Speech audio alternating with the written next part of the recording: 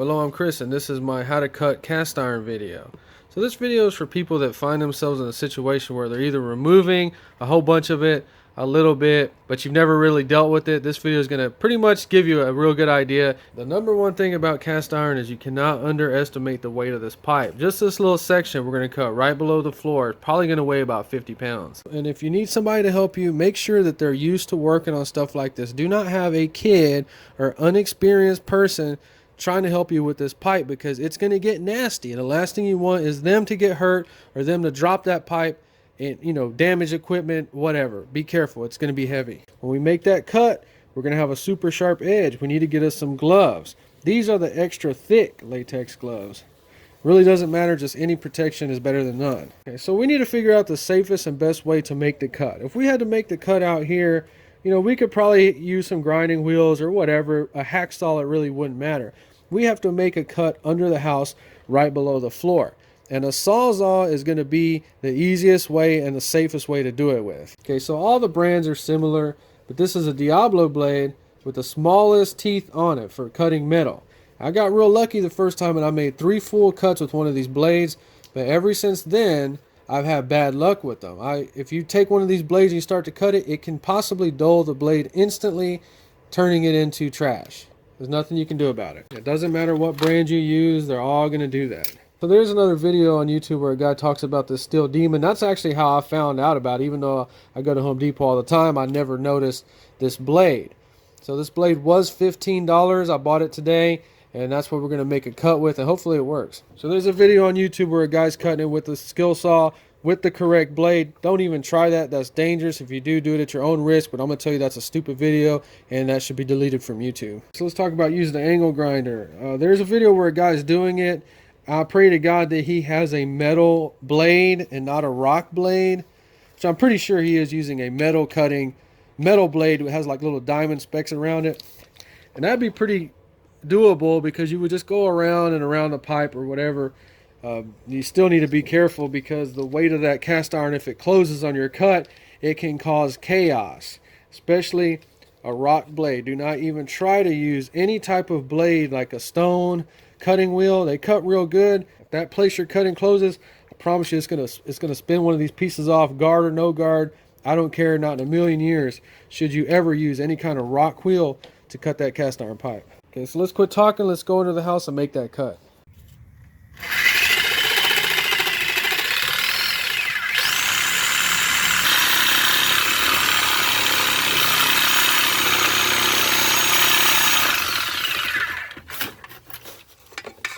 See, when you're getting near the end of the cut, you have to slow down and don't let the weight of that drop on the blade. It could not do anything, or it could cause you to jerk and cut yourself on something like that, so be careful.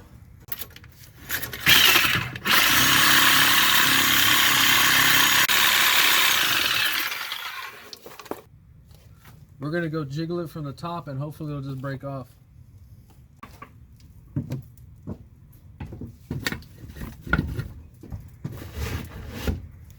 That's one of the most important parts of cutting cast iron pipe, especially when it's vertical like this, is you don't want to go all the way through. The weight of that pipe catches the blade, especially on a spinning blade. It'll be way worse. We cut almost to the end, we moved it, cracked it, now let's pull it out. Whenever I came up here, this is all I did to it, and it broke it. So when you're under a house, you have to be comfortable. You cannot put yourself in a cramped position. If I would have made the cut on the other side, I would have been in a very cramped position, so I chose the easier cut, but it left a bell on it, so it doesn't want to pull up. So we need to make one more cut. Let's go ahead and give that blade another test. So there we go again, planning our cuts. We need to make this cut close to the bottom so our piece can slide out. If not, we're going to have to slide this whole piece out the bottom. Okay, so remember your safety glasses before you do this.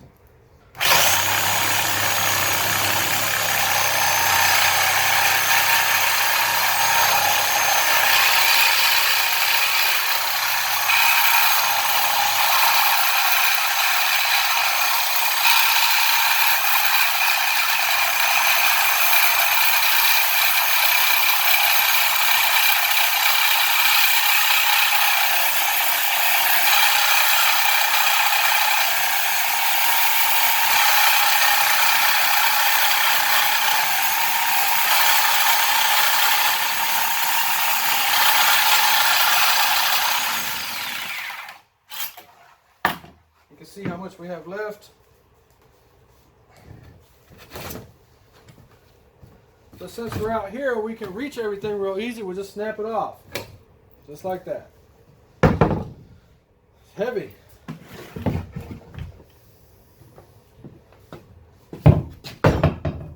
Okay, so this is 70-year-old pipe.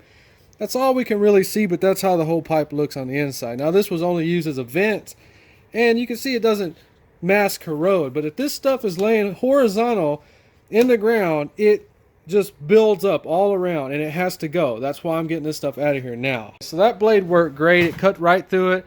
We got 2 good cuts. We need to put another cut on there because that piece won't come out, but I don't want to waste the blade on a kind of a senseless cut. So we're going to hit it with a sledgehammer and show you that it can be busted. Like if you have a bunch of that in the ground that you're removing, instead of making cuts, just bust it out with a sledgehammer. It's so much easier. Let's check that out. But be careful if you're in a place like this that you don't have glass or something that, you know, people that a little piece of that could hurt. So the point of this is to kind of hit it with the corner right here on a flat side. So you kind of want to hit it like that. Not like that. Like at an angle. So I guess we're on some boards that would simulate kind of like the dirt.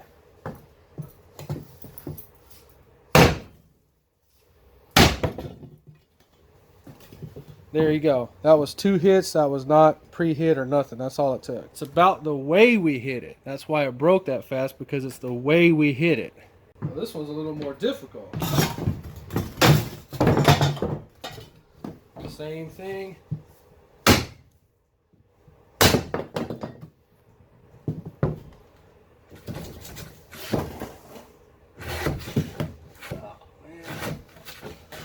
Those are some boards I had holding it up.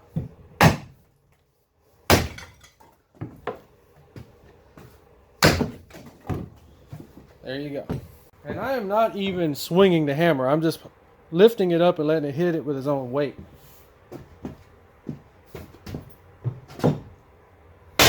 One.